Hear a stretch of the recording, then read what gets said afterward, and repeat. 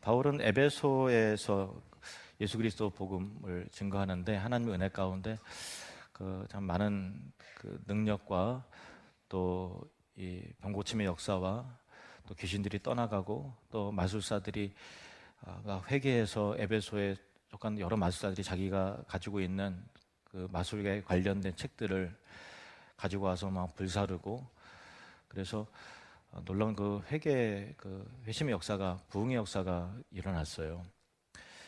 그래서 성경은 아시아에 사는 자는 유대인이나 헬라인이나 다 주의 말씀을 들었다라고 기술하고 있고, 또 주의 말씀이 힘이 있어 흥왕하여 세력을 얻으니라 이렇게 표현이 되어 있어요. 그러니까 다 주의 말씀을 듣고 주의 말씀이 흥왕하여 세력을 더했다. 그러니까 참된 부흥이라는 것은 언제나 하나님의 말씀의 부흥이에요. 우리가 성령의 강력한 역사와 또 기사와 이적들을 경험을 하지만 더 큰 기적, 더 큰 능력으로 나아가는 게 아니라 그것은 항상 주어지는 것은 아니거든요. 그러니까 그 비상한 은혜죠. 물론 그 비상한 은혜를 우리가 사모하고 기다려야 돼요. 하나님의 능력이 임하심을 통해서 우리는 살아계신 하나님의 은혜와 능력을 경험하게 되니까. 근데 그 이후에 우리는 더 센 거, 더 강한 자극, 그걸로 가는 게 아니라 더 하나님의 말씀으로 또 가야만 참된 부흥과 또 신앙의 성숙과 신앙의 본질로 가게 돼 있는 것입니다. 이 부분을 꼭 기억하시기 바랍니다. 21절 말씀, 21절을 또 보시면 이 일이 있은 후에 바울이 마게도냐와 아가야를 거쳐 예루살렘에 가기로 작정하여 이르되 내가 거기 갔다가 후에 로마도 보아야 하리라 하고, 바울이 그 2년이 더 넘는 긴 기간 동안 이제 고난과 역경을 견디면서 에베소에서 선교 사역을 열심히 했는데 그 결실이 굉장히 풍성하고 아름다웠어요. 그래서 이제 다른 선교지로 발걸음을 옮기려고 하는 내용인데요. 바울이 그 계획 일정은 이제 지금 아시아에 있잖아요. 지금 그 터키, 튀르키예입니다. 거기 아시아의 에베소에 지금 있는데 유럽 지역인 이 마게도냐를 가서 그 다음에 또 밑에 있는 아가야 지방을 거쳐서 다시 예루살렘으로 복귀했다가 로마로 가야 되겠다라고 하는 그 계획을 선언하고 있는 그 내용인데, 마게도냐와 아가야는 2차 선교 여행 때 교회들을 세운 거예요. 그러니까 마게도냐는 지금 그리스 북쪽이죠. 그래서 거기에 대표적인 교회들로는 빌립보 교회, 또 데살로니가 교회, 또 베레아 교회 등등입니다. 그리고 아가야는 어디냐면 그리스 남쪽 지역이에요. 지금 아테네가 있는 곳. 그러니까 아덴 교회, 그리고 또 고린도 교회가 아가야 지역에 속한 그런 곳입니다.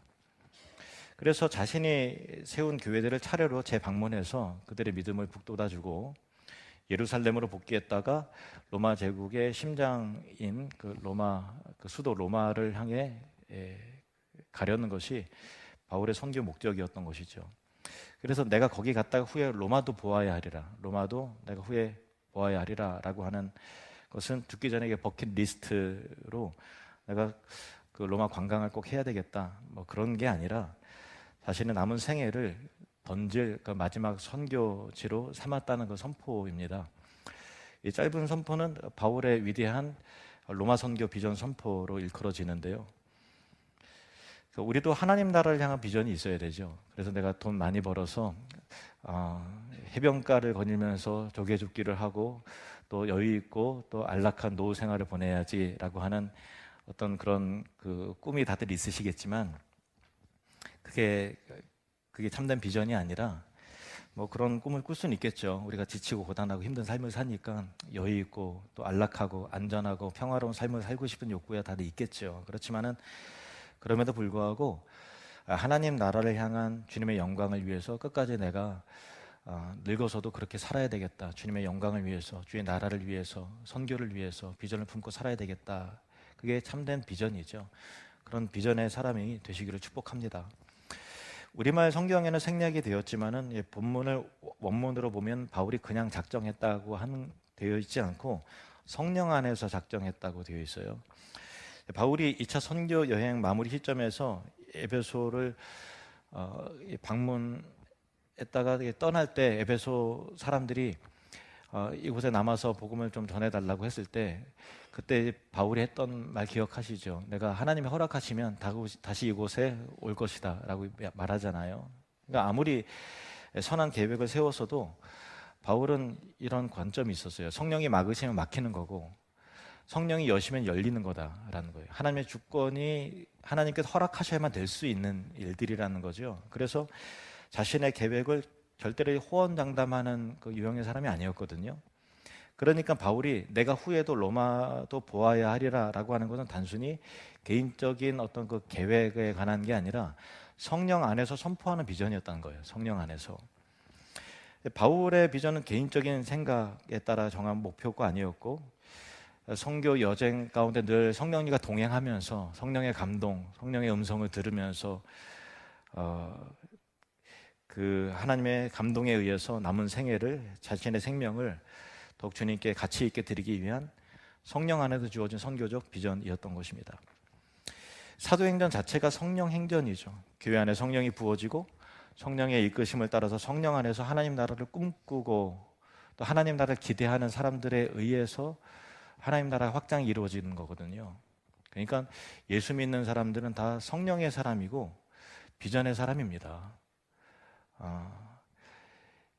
우리 서로 믿음으로 서로에게 이렇게 축복할까요? 당신은 성령의 사람입니다. 당신은 비전의 사람입니다. 사도행전 2장 17절 말씀, 사도행전 2장 17절 같이 읽을까요? 시작. 하나님이 말씀하시기를 말세에 내가 내 영을 모든 육체에 부어주리니 너희의 자녀들은 예언할 것이요 너희의 젊은이들은 환상을 보고 너희의 늙은이들은 꿈을 꾸리라.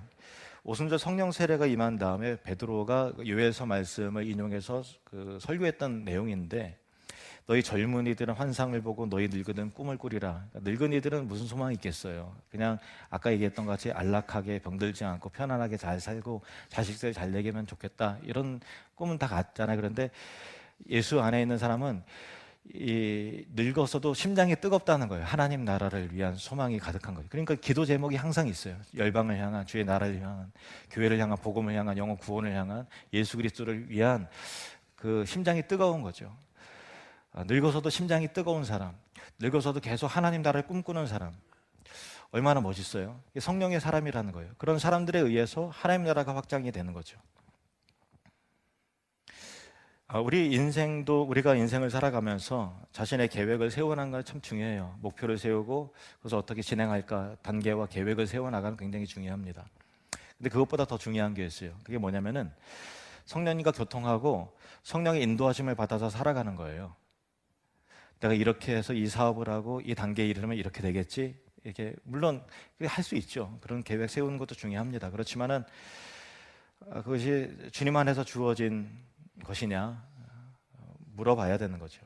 성령 안에서 주어진 꿈과 비전에 붙들려서 순종하며 살아가는 것이 그리스도인의 삶이라는 것을 알아야 됩니다. 교회도 마찬가지예요. 우리가 당회에서 계획하고 또 합리적인 또 예산을 세우고 또 체계적으로 일을 진척시켜 나가는 것이 참 중요해요. 그래야 어려운 문제도 최소화가 되고 불필요한 에너지 소모도 막을 수 있겠죠. 하지만 그것보다 더 중요한 게 있어요. 뭐냐면 성령 안에서 유연성을 갖는 거예요. 왜냐하면 성령님은 우리의 계획 안에서만 움직이지 않으시잖아요. 우리의 예산 범위 내에서 성령님이 움직이세요? 그렇지 않잖아요. 그러니까 우리는 합리적인 사람들이 되어야 돼요. 그래서 예산 세우고 계획 세우고 해야 돼요. 그렇지만은 그 틀에 딱 막히면 안 된다고요.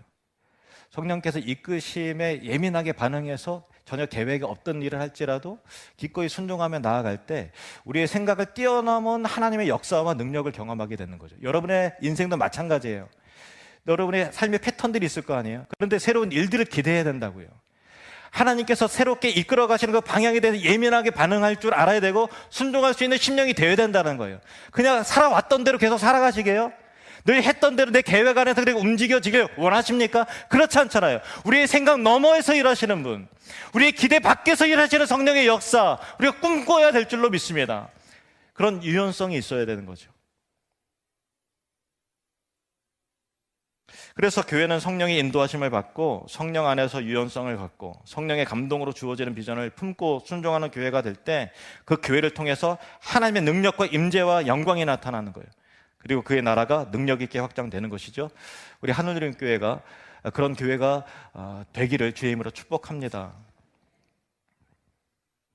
그리고 여러분의 삶의 방향과 목적이 주님의 영광과 그의 나라에 관한 비전이 되기를 축복합니다. 하나님 나라를 함께 꿈꾸면서 동역해 나가는 기쁨, 그런 열정의 사람이 되기를 축복합니다. 22절 말씀 같이 읽겠습니다. 자기를 돕는 사람 중에 디모데와 에라스도 두 사람을 마게도냐로 보내고 자기는 아시아에 얼마 동안 더 있으니라. 바울이 하나님 나라를 확장해 나갈 때 하나님께서 새로운 사람들을 계속해서 붙여주세요. 돕는 사람이 있었다라는 거예요. 동역자들이 있어요. 하나님은 주의 나라를 위하여 할 때 홀로 일하게 하지 않고 신실한 동역자들을 붙여주세요. 여기에는 두 사람이 등장하는데 디모데와 에라스도입니다. 먼저 여러분 축복합니다. 여러분의 하나님 나라를 향한 여정 가운데 하나님께서 붙여주시는 동역자들이 있기를 원합니다. 좋은 사람을 만나시기를 축복합니다. 여러분의 자녀들에게 좋은 인맥, 좋은 선생님, 좋은 친구들 만나는 은혜가 있기를 축복합니다. 여기서 디모데와 에라스도가 등장하는데, 디모데는 2차 선교 여행을 할 때 처음에 이제 바울이 1차 선교 여행할 때 바나바와 바울이 갈라디아 지역을 이제 선교했잖아요. 그때 이제 예수님 믿는 사람이 많이 있었는데 2차 선교 여행을 바울과 실라가 이제 출발하면서, 바나바는 이제 다른 쪽으로 갔고 바울과 실라가 친구하면서 갈라디아 지역을 또 차례로 방문하는데, 그때 이 루스드라 또 이 더베라는 그 교회 지역에서 그때 예수님 믿고 신실하게 신앙이 성장한 한 청년 만나요. 그 사람이 디모데예요. 그래서 딱 보니까 야, 말씀의 사모함이 탁월해요. 선교에 대한 열정이 있어요. 그래서 야, 너랑 나랑 같이 가자. 그래서 그때부터 바울의 그 선교 여정에 같이 동행해서 끝까지 바울과 함께했던 신실한 말씀의 사람, 말씀의 사역자, 청년 목회자 디모데가 있습니다. 에라스도는 여러분 낯서시죠? 이 본문 외에 그 로마서와 디모데후서에 각각 한 번씩 더 등장하는데, 그 고린도에서 재무를 맡고 있는 고급 관리였는데 아마 바울 통해서 예수님 믿었던 것 같아요. 그리고 바울이 에베소로 왔을 때 고린도에 있다가 바울의 선교를 돕기 위해서 잠깐 에베소로 옵니다.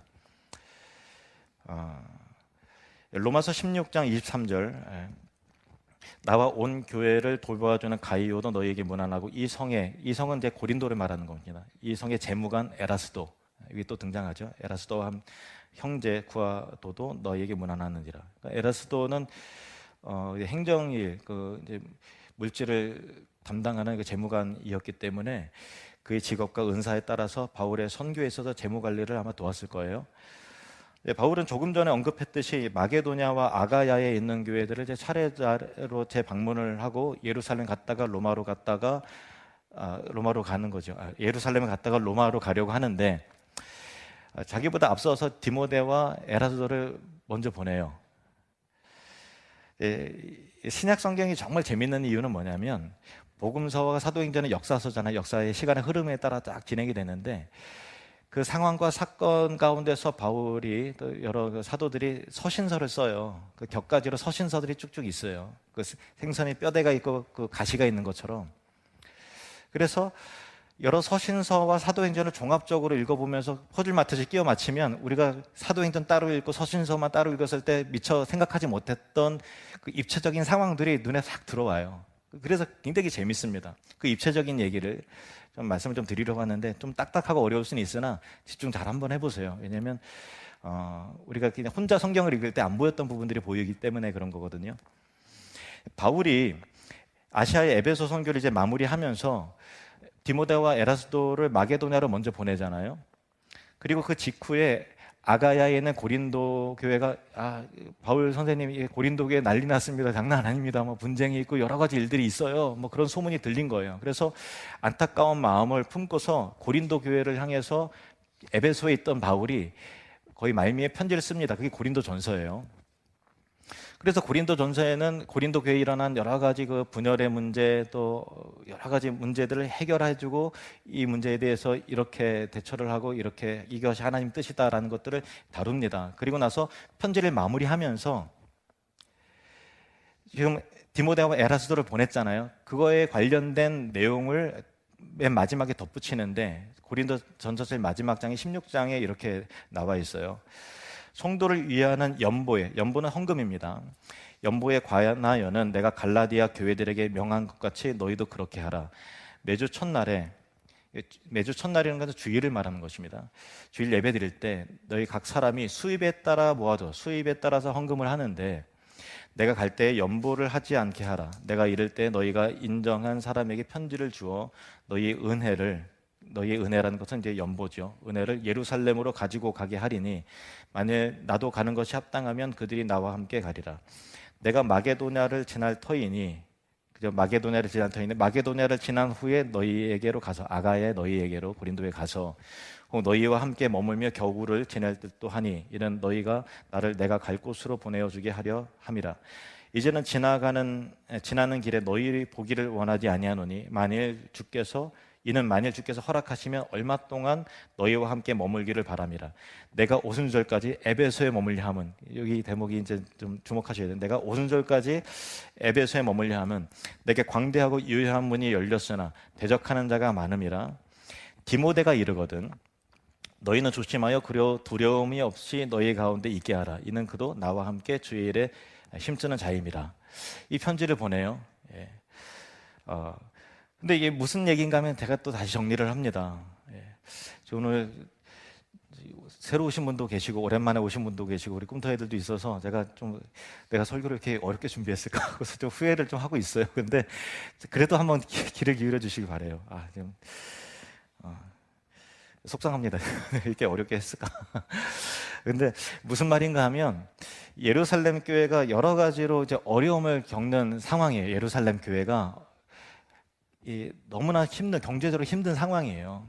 가난한 자를 도와야 되는 상황 속에서 바울이 자신이 개척했던 갈라디아 지역과 또 아시아의 지역과 또 유럽에 있는 이 마게도냐 또 아가에 이런 여러 교회들과 네트워킹을 하면서 우리 예루살렘의 가난한 성도를 돕자 하면서 모금 운동을 하는 구제 헌금을 하면서 모금 운동을 하는데 그래서 바울은 말씀의 사역자인 디모데와 재무관 이 헌금 관리를 잘하는 에라스도를 두 사람 먼저 보내는 거예요. 보내는 이유는 이런 사명이 있어서 내가 가기 전에 모일이 준비하도록 하기 위해서 보내는 거죠. 사도행전만 읽었을 때는 안 보이는 부분인데 고린도 전서를 읽으니까 대충 퍼즐이 맞춰지죠. 그래서 두 사람을 짝으로 해서 마게도냐의 여러 교회들, 이제 빌립보 교회, 또 데살로니가 교회, 또 베레아 교회 등을 이제 방문해서 예루살렘 교회를 돕기 위한 헌금을 준비하도록 하게 하는 거예요. 그리고 바울이 고린도 교회에 발생한 문제들을 해결하기 위해서 편지를 쓰는데 그 후반부에 덧붙이기를 너희도 헌금을 수입에 따라 미리 준비해서 내가 예루살렘에 갈 때 그 준비한 연보를 가지고 있을 수 있도록 하는 메시지를 고린도전서 후반부에 덧붙이는 거죠. 이해되셨죠? 그리고 나서 바울은 에베소 사역을 마무리합니다. 그리고 몇 개월 후에 에베소를 떠나서 어디로 가요? 마게도냐로 가죠. 마게도냐에 누가 있어요? 디모데하고 에라스도가 있죠. 그래서 이 마게도냐에서 이 디모데를 만납니다, 바울이. 그리고 그곳에서 고린도 교회를 향해서 또 편지를 써요. 그게 뭘까요? 고린도 후서입니다. 고린도 후서 1장 1절 2절 말씀. 마게도냐에 쓴 거예요. 하나님의 뜻으로 말미암아 그리스도 예수의 사도된 바울과 형제 디모데는 이제 만난 거예요. 고린도에 있는 하나님의 교회와 또 온 아가야에 있는 모든 성도에게 하나님 우리 아버지와 주 예수 그리스도로부터 은혜와 평강이 있기를 원하노라 에게 인사를 합니다. 그리고 나서 여러 가지 내용들을 쓰고 나서 그 다음에 8장 9장에 고린도 전서에서 언급했던 이 시기적으로 굉장히 중요한 이슈였던 이 헌금에 대한 연보에 관한 이야기를 다시 꺼내는 거예요. 8장 1절 2절 형제들아 하나님께서 마게도냐 교회들에게 주신 은혜를 이 헌금에 관한 일들을 우리가 너희에게 알리노니 환난의 많은 시련 가운데서 그들의 넘치는 기쁨과 극심한 가난이 그들의 풍성한 연보를 넘치도록 하게 하였느니라. 그러니까 예루살렘 가난한 자를 돕다 할 때 그 상황은 마게도냐 교회들도 환난이고 극심한 가난 가운데 있었다라는 거예요. 풍요를 누리고 있었던 게 아니에요. 그들도 여전히 자기들 어려운 거예요. 전 세계적으로 경제적으로 어려운 그런 상황 속에 너도 나도 어려운 거죠. 그런데 성령께서 감동을 주시니까 극심한 가난과 환난의 어려움 가운데서도 풍성한 사랑의 은혜 가운데 많은 헌금이 이렇게 이루어졌는데 아가야에 있는 고린도 교회와 많은 성도들, 너도 이것을 알아야 되겠기에 내가 이거를 언급한다. 그 내용인 거죠. 그리고 이제 9장 5절에서 9절 말씀을 또 보시면은, 그러므로 내가 이 형제들로 먼저 너희에게 가서 너희가 전에 약속한 연보를 미리 준비하도록 권면하는 것이 필요한 줄로 생각하였노니, 이것이 이렇게 준비하여야 참 연보답고 억지가 아니니라. 이것이 곧 적게 심는 자는 적게 거두고 많이 심는 자는 많이 거둔다 하는 말이로다. 각각 그 마음대로 정한 대로 할 것이요 인색하며로나 억지로 하지 말지니 하나님은 즐겨내는 자를 사랑하시느니라. 하나님이 능히 이 모든 은혜를 너희에게 넘치게 하시나니 이는 너희로 모든 일에 항상 모든 것이 넉넉하여 모든 착한 일을 넘치게 하려 하심이라. 기록된 바 그가 흩어 가난한 자들에게 주었으니 그의 의의가 영원토록 있느니라 함과 같으니라. 여기에서 바울은 고린도 교회 성도들에게 예루살렘 교회의 그 가난한 성도들을 위한 헌금을 독려하고 있는데, 그래서 이 헌금 독려가 고린도 전서에도 나오고 고린도 후서에도 나오잖아요. 이 전후서에 기록된 내용을 바탕으로 우리는 헌금에 대한 중요한 교훈 몇 가지를 얻을 수가 있어요. 첫 번째, 헌금에 관한 교훈은 반복적으로 필요하다라는 거예요. 반복적으로 필요해요. 여러분이 좀 듣기가 좀 그러실 수 있지만 아니에요. 반복적으로 여러분은 헌금에 관한 이야기를 들어야 됩니다. 그러니까 목회자는 헌금을, 물질을 필요 이상 지나치게 강조해서는 안 되겠죠. 거부감이 일어날 정도로 해서는 안 되겠죠. 자기 욕심 가운데 해서는 안 될 겁니다. 그렇지만은 또 성도들 눈치 보느라 헌금을 전혀 말하지 않는 설교자는 하나님 앞에서 올바른 설교자가 아니에요. 저는 그렇게 되지 않기를 원합니다. 두 번째는 수입에 따라서 준비된 헌금을 해야 된다는 거예요. 이 헌금은 수입에 따른 헌금 중에 하나는 이제 11조죠. 그래서 지금 이건 조금 복잡한 얘기인데, 어떤 분들은 유튜브에 어떤 이야기를 듣고서 11조에 대해서 좀 이렇게 반감을 가지고 있고, 또 나름대로의 어떤 이 복음적 말씀의 근거를 가지고 11조를 하지 말아야 된다라고 확신하는 분들이 그중에 몇몇 분들 계시는 것 같아서, 그래서 좀 딱딱한 얘기지만 좀 설명을 좀 드리면, 요즘에 이제 유튜브나 그런 거 보면 11조 폐기론을 주장하는 사람들의 글과 영상이 굉장히 많이 있어요. 설교자들 가운데서도 있을 수 있고. 그런데 그분들이 주장하는 거는 뭐냐면은 율법이 완성되었다라는, 예수 그리스도의 십자가의 은혜 속에서 우리는 자유하고 율법이 완성되었기 때문에 어떤 율법적인 거를 지킬 의무가 없다. 그래서 율법의 완성에 왜 11조만 피해가냐, 그런 거죠. 그래서 그 얘기를 들으면 굉장히 좀 은혜롭고 설득력 있고 복음적이고 맞는 말인 것 같기도 하고 좀 헷갈리는 부분들이 있어요. 그런데 제가 여러분에게 말씀을 드린 분명한, 이걸 잘 기울여 주세요. 11조는 두 가지 차원에서 구분해서 이해되는데요. 율법이 다 같은 율법이 아니에요. 그러니까 이 의식적 율법이라는 게 있어요. 구약의 제사에 관련된 제사 제도와 같은 의식법으로서의 율법은 율법의 성취로 말미암아 다 완성이 됐죠. 그래서 새로운 그 언약 아래에서 폐지되었는데, 이거는 이제 부분적으로 맞는 거예요. 그렇지만은 율법이 의식법만 있는 것이 아니라 도덕법의 개념으로서도 있어요. 도덕법이라는 것은 뭐냐면, 이제 우리가 살아가는데 우리가 신자로서 마땅히 양심에 따라서 해야 될 도리를 말하는 거죠. 그래서 도덕법으로서의 11조는 여전히 유효합니다. 무슨 의미인가 하면은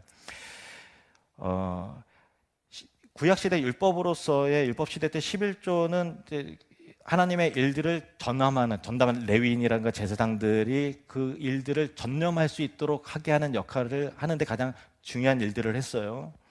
그래서 하나님을 예배하는 일에 전임하는 사역자들이 구약시대에만 존재했는가, 신약시대뿐만 아니라 지금도 전임 사역자들이 존재하지 않는가라고 하는 그 질문을 우리는 해야 할 줄 알아야 돼요.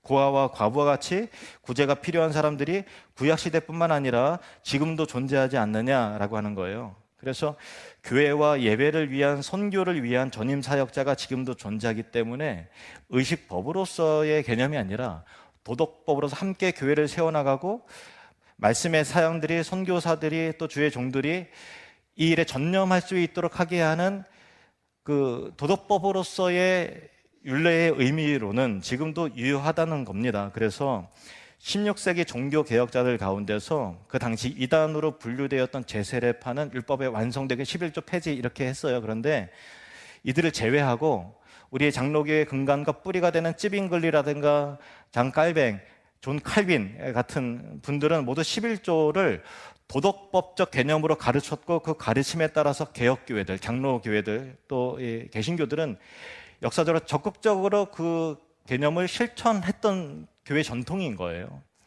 그래서 11조는 율법 시대의 산물이 아니라 율법이 있기 전부터 아브라함 때부터 존재했다는 것입니다. 좀 길었습니다만은 이제 두 번째 내용이었고, 세 번째 좀 짧게 할게요. 세 번째 헌금에 대한 교훈은 그 마음에 정한 대로 할 것이지 인색함으로나 억지로 해서는 안 된다는 거예요. 억지로 안 하셔도 돼요. 인색함으로 하지 마십시오. 네 번째, 하나님은 기쁨과 즐거움으로 드리는 사람을 사랑하세요. 그리고 다섯 번째, 하나님은 헌금을 통해서 우리를 모든 일에 항상 넉넉해서 헌금을 통해서 모자라고 비어있지 하게 하시는 분이 아니시라는 거예요.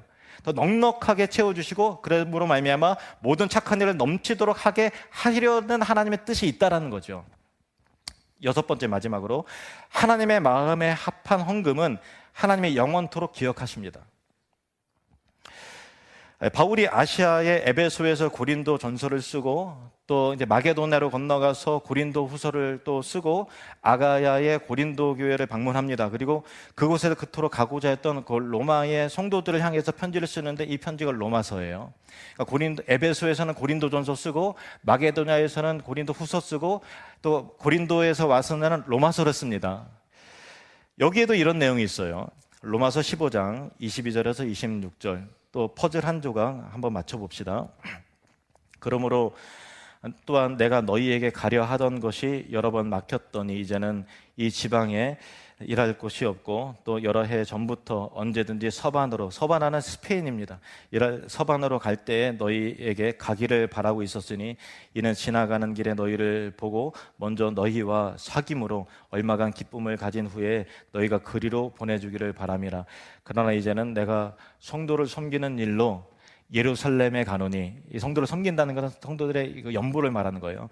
26절에 이는 마게도냐와 아가야 사람들이 예루살렘 성도 중 가난한 자들 위하여 기쁘게 얼마를 연보하였습니다. 이렇게 돼 있죠. 예. 그러니까 우리는 여러 퍼즐 조각을 통해서 큰 그림이 이제는 그려지는 거예요. 고린도 전후서와 로마서를 통해서 우리는 왜 디모데와 에라스도를 먼저 보냈는가를 알게 되죠. 디모데는 말씀의 사람이었고, 에라스도는 재무관이었습니다. 그리고 그들이 사랑 가운데서 풍성한 헌금을 할 수 있도록, 그 감동 가운데 그걸 준비할 수 있도록 하게 하려는 거예요. 그리고 나서 바울이 이런 교회들을 방문한 이후에 예루살렘으로 돌아가는 이유, 그리고 예루살렘 갔다가 또 다시 로마로 가려 하는지, 그 이유와 목적, 윤곽이 조금씩 드러나는 것입니다. 그렇습니다. 마게도냐와 아가야 지방의 교회들의 헌금으로 예루살렘 교회의 가난한 자들 돕는 사명이 바울에게 주어졌던 것이죠. 왜 이 교회가 저 교회를 돕고, 왜 이 지역의 교회가 저 지역의 성도들을 생각해야 될까? 왜 그렇죠? 교회는 하나이기 때문입니다. 물론 각 지역 교회가 있어요. 에베소 교회가 있고, 빌립보 교회가 있고, 고린도 교회가 있고, 데살로니가 교회 있고, 로마 교회가 있습니다. 각 교회들마다 그 지역과 문화와 구성원들에 따라서 독특한 교회의 문화와 색깔이 있어요. 신학적인 특징들이 있습니다. 나라마다, 지역마다 교회가 있고, 교파와 교단별로 많은 교회들이 있어요. 그중에 우리 하늘누린 교회는 단 하나밖에 없는 고유하고 특별한 교회죠. 하지만 우리는 우리 교회가 이 세상의 많은 교회들 가운데 하나라는 것을 믿습니다.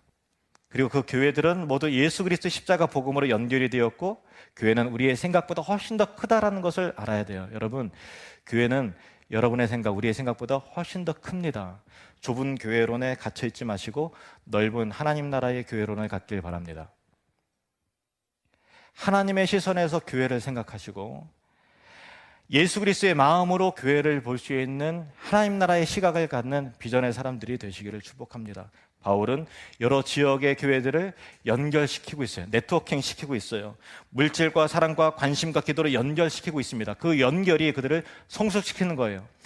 사랑을 받는 예루살렘 교회의 회복뿐만 아니라 이 모든 길이 연결이 되고 주님의 마음으로 구제하고 섬기고 헌금하는 일들을 통해서 모든 지구촌 세계 교회들이 자라감을 경험하고 있는 거예요. 하나님 나라를 함께 세워가고 있는 거예요. 주님의 교회는 하나였다라는 것입니다. 하나라는 것입니다. 우리 교회도 처음에 30여 년 전에 교회를 개척했을 때 서울에 있는 그 방배동 교회에 있는 영광교회가 이게 낡은 중고차도 보내줬어요. 봉고차도 보내주고, 문 세게 열면 문짝도 뭐 떨어지긴 했는데 어쨌든 봉고차도 보내주고, 토요일마다 우리 성도님들 식사할 때 간식으로 드시라고 호두 과자를 한 몇 년 보내신 것 같아요. 박스로. 그렇게 우리도 사랑에 누군가 관심과 돌봄을 받았던 교회예요. 진공 상태에서 우리 교회가 아십니까? 아니에요. 많은 성도님들의 헌금과 기도와 여러 교회들의 기도와 응원을 통해서 자라났던 교회예요. 모든 교회가 그것이 필요합니다. 사람이 태어나면 돌봄이 필요하듯이 지구촌 교회 여러 교회들도 양육이 필요하고 돌봄과 배려와 사랑이 필요한 거예요. 그런데 모든 교회가 연결되고 서로 돕고 응원하고 기도하고 협력할 때 그 교회들과 같이 영적인 은혜를 임하는 거예요. 그리스도의 사랑을 배워가는 거예요. 함께 자라가는 거예요. 사랑을 배우기 시작하는 것입니다. 그래서 주는 교회나 받는 교회나 다 축복인데, 여러분 축복합니다. 우리 교회는 특별히 더 주는 교회가 되기를 원합니다. 사도행전 20장 35절 말씀 같이 읽겠습니다. 시작. 범사에 여러분에게 모범을 보여준 바와 같이 수고하여 약한 사람들을 돕고, 또 주 예수께서 친히 말씀하신 바 주는 것이 받는 것보다 복이 있다 하심을 기억하여야 할지니라. 아멘.